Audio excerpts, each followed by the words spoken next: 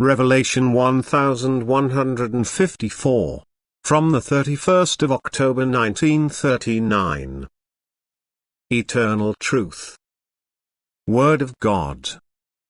Those who close their minds to the eternal truth are unspeakably miserable, for they lose everything that gives life its true meaning. Only in the reception of this truth from God is life properly used, and only the divine word has eternal value, because it connects the Creator with the creature and thus cancels the separation between the two, which again is the sole cause why God expresses himself in the Word.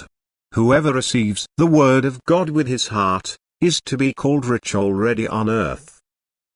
He is united with the Father and receives divine grace unceasingly. He is not abandoned in times of earthly need, but constantly receives comfort and assistance. Nor does he have to fear that this grace could be taken away from him as long as he himself desires it, for God knows no limits to his love.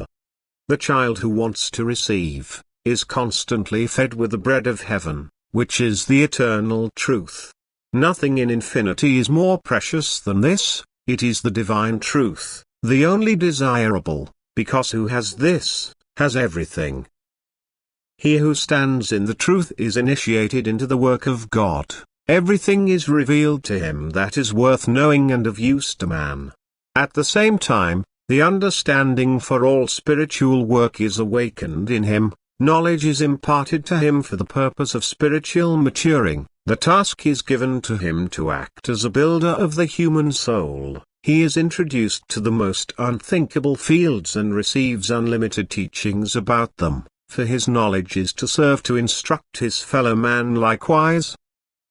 And every man is free to take part in what is spiritually commanded. Every man is free to receive divine wisdom likewise and to enrich his knowledge, as it is only his will.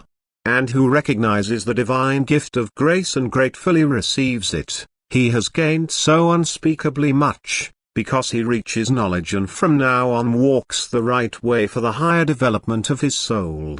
He now no longer covers the way of life in vain, but is eager to follow everything what is imparted to him through the Word of God. He observes the divine commandment of love and thus strives to redeem himself. He has only one goal in mind, to see the sun of the Spirit rise. He strives to come into the rays of the divine sun of grace, only to always feel its effect on him.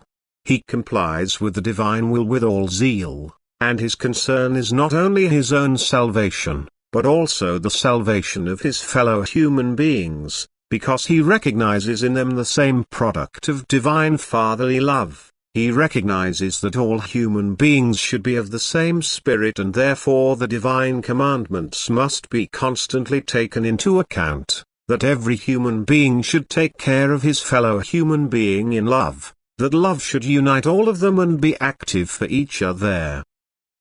The divine wisdom, the received divine word, should bring this about, that man collects spiritual wealth on earth and thus enters eternity richly thought of, where the spiritual gifts alone are valued and thus the divine truth remains until all eternity. Amen.